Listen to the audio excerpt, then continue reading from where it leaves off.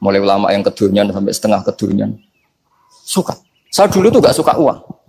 Karena saya memang tadi mbah-mbah saya dari bapak itu wali Mas Dadi.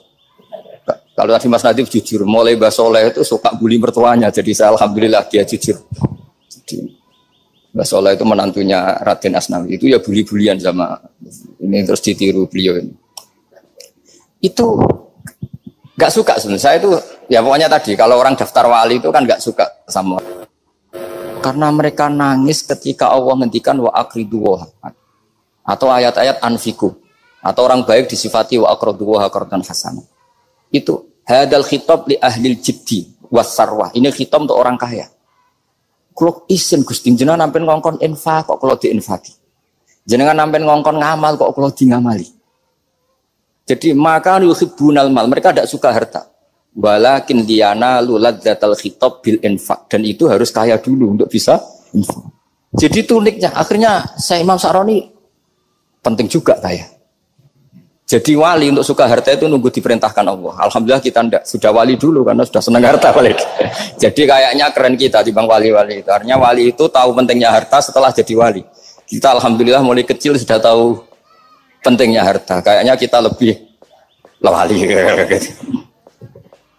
Imam Syafi'i itu dulu gak suka sama orang kaya. Saya berkali-kali ceritain. Karena dia dididik Sufyan As-Tsauri, Sufyan bin Uyainah. Tapi ketika ketemu Imam Malik itu kaya raya. Meskipun dia hidupnya sederhana, tapi kaya raya.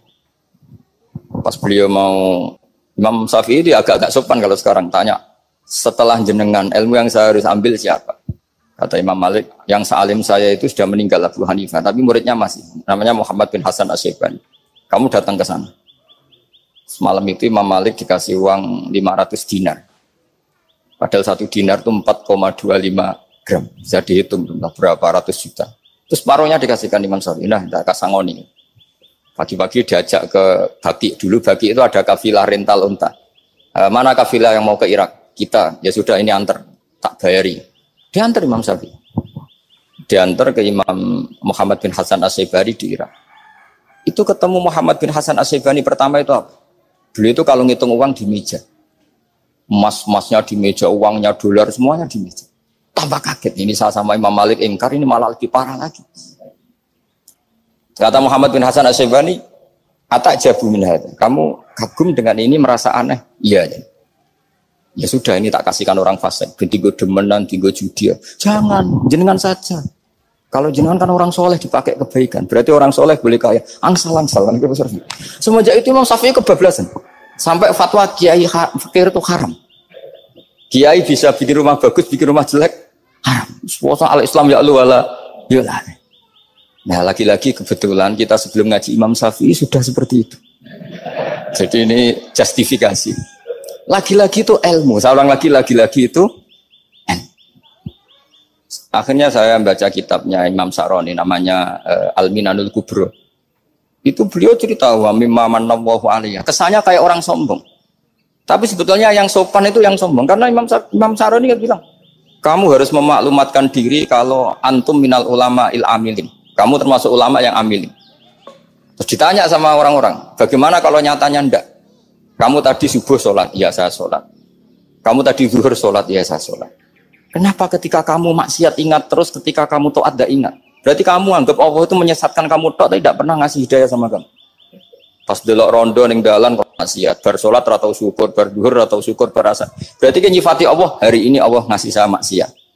Sementara lupa kalau Allah ngasih salat zuhur, salat asar, salat maghrib, salat sudah di situ al-Minanul Kubro, pokoknya orang itu soleh semua. Nah, saya itu termasuk orang yang didikte oleh kitab, terbentuk oleh kitab Al-Minanul Kubro. Jadi di situ hidup itu enak semua. Makanya saya itu masih ingat dialeknya dua orang alim. Nggak perlu saya sebutkan, ini agak sensitif karena ceritanya itu ada anaknya kiai mau nyalek. Karena dia anaknya kiai tanya, Mbah, dalilnya nopo nanti yang kepingin jadi jabatan, mencari jabatan itu sah.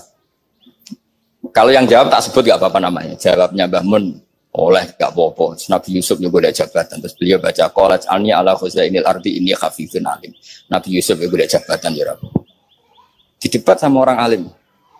Itu Nabi Yusuf syariatnya itu mansukhah bi syariati Rasulullah Muhammad sallallahu alaihi wasallam.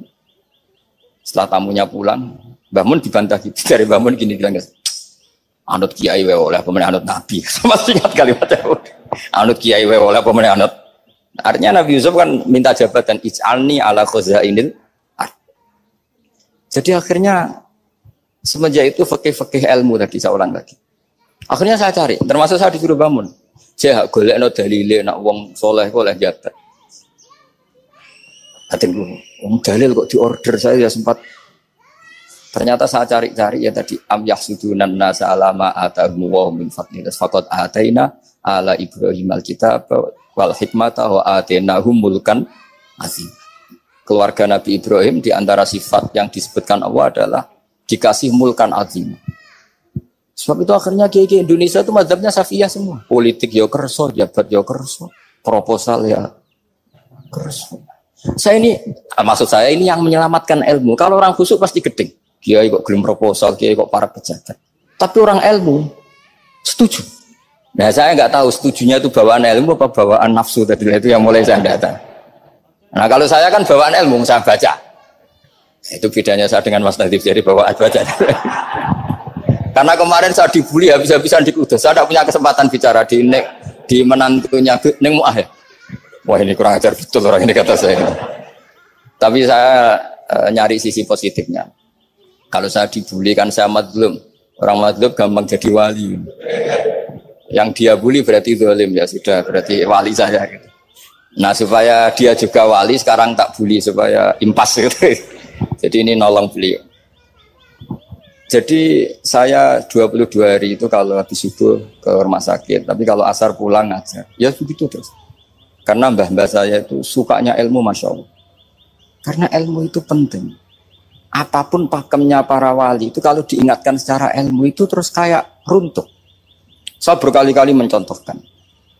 Dan itu valid, data itu valid. Sufyan bin Uyainah itu orangnya khusyuknya Masya Allah. Gurunya Imam Syafi'i, gurunya Imam Malik. Itu beliau menceritakan dalam kitab Khilyatul Auliya. Nabi Isa itu senengannya itu ceria sekali. Nabi Yahya itu senengannya bersengut, abusan, suka kayak takut akhirat, takut penyakit. Tapi bukan takut corona, enggak ya jelas ya. Saya akhir-akhir ini fatwa, sekarang jangan baca Uwais Al-Qarani, tapi Al-Qarni. Meskipun saya tahu ada yang baca Qarani di kitab-kitab, ada yang baca Qarni.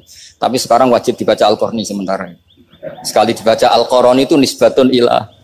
Iya, jadi makanya ini untuk sementara dibaca, ngikuti yang baca Uwais Al-Qarni. Meskipun di sarah-sarah apa bi fathir ra wakila bi sukun ya sudahlah sekarang harus ijma dulu Al-Qarni ya, karena kalau Al-Qarani itu akhirnya Nabi Isa ditegur sama Nabi Yahya.